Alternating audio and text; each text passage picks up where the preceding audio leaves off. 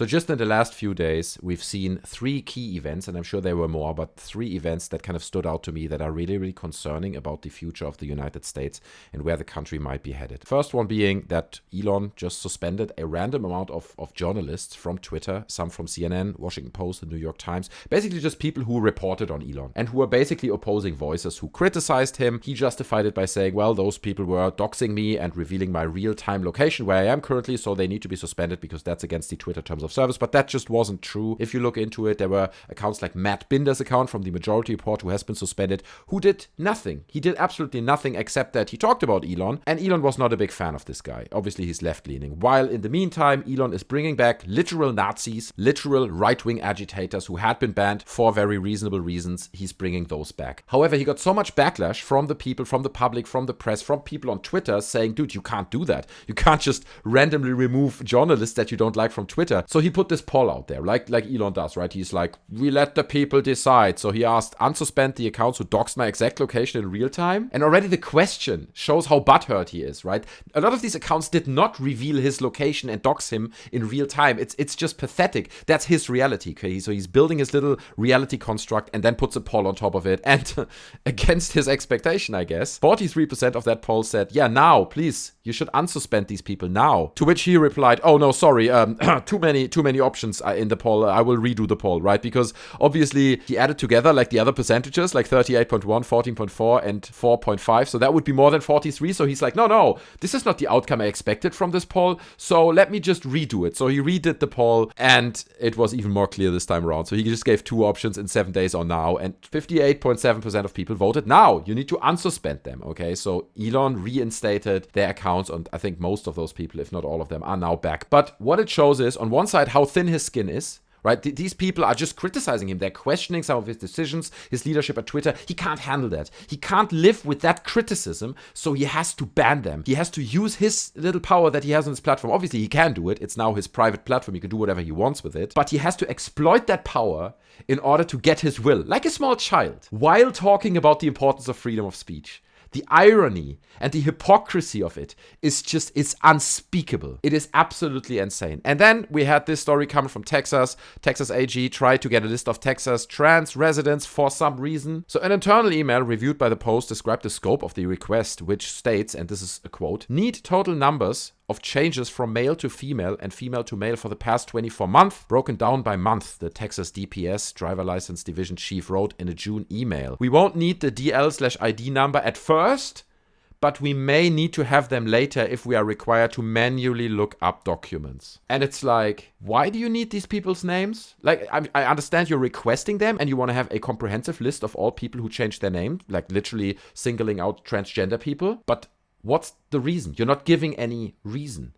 And it's pretty obvious why, because there is no reason. They just want to have that list ready in order to simplify their discrimination, in order to make it easier for them to discriminate against them in whatever case they can, right? Just to make these people's life harder. And then going forward, if we're moving into a fascist America, which I'm going to talk about in just a second, surely it will be useful to have a full list of all transgender people in Texas, because it would be so much easier to just go and pick them up, right? I mean, look, we're going to build these labor camps, and surely we need to fill them with something, right? We need to bring people to so if we have a comprehensive list of all trans people, that would make it so much easier and that's the moment where someone interjects from the side and says, like, don't say that part out loud, okay? Don't say that. Obviously, we're not talking about labor camps yet, but you have to ask yourself, why do you need a list of all trans people in a state?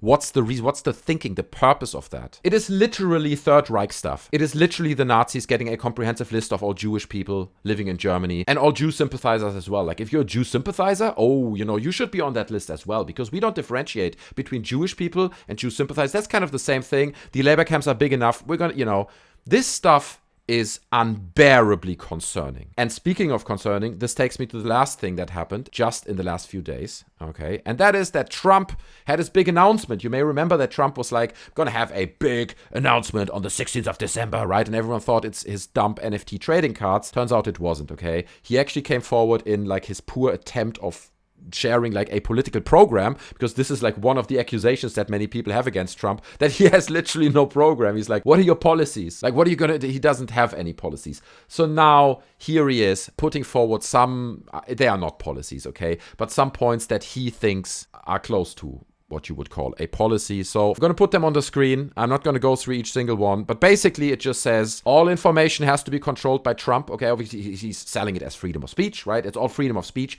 That's kind of the big demon in the room that people on the right use as an excuse to be hateful, to be bigoted, to hate against others, to dox other people, to just do horrible, horrible things. It's freedom of speech. Okay, so this is basically what it says. All speech has to go through me. I have to control what freedom of speech is. I will decide what is misinformation and what isn't. Okay, basically what I say is fine. And then if CNN puts something out that is provably true, that's misinformation. Opposing voices have to be fired or silenced. Okay, so we have to remove anyone that I deem to be not worthy or not accurate in their reporting has to be gone. And obviously the continuation of that thought would then be that you also remove people who spread that information forward. So not just the big news houses like CNN and so on, but also people like me who make videos about it and who spread that misinformation. Education needs to be defunded. Okay, and he says this very, very specifically. Suspend federal dollars to any university that has engaged in censorship and supported activities. Stop federal funding for all non-profit and academic programs engaged in censorship. And it's like, what does that even mean? Like, you're going to make a decision. I was like, oh yeah, that educative institution has engaged in censorship.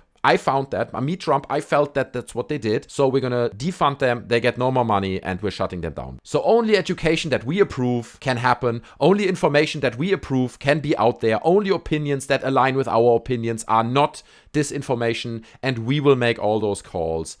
This is a complete mask-off moment right now. What just happened in the last week is the most concerning news week that I have ever seen in my life. Okay, this stuff is not even trying to hide that is trying to establish a fascist system. This is obviously full cards on the table, the attempt of establishing a fascist system and hoping that enough people will be on board with it. We're not talking around it anymore. No, we are targeting minorities. We want to get comprehensive lists of trans people. We want to delete the accounts of journalists who did nothing wrong. We want to defund educational programs. We want to establish systems that we can make a decision what is misinformation and what is not. And obviously in this video, I'm just summarizing it very, very top line. There is much more depth to it if you look into it. But this stuff is super, super concerning. Okay, if I would be a trans person living in the United States right now, I would do what I can to leave that country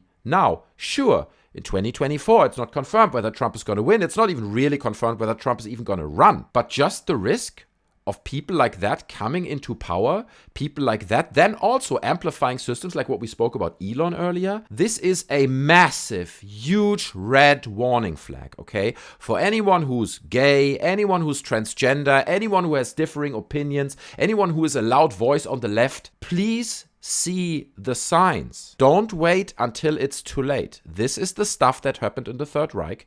This was the build-up to it.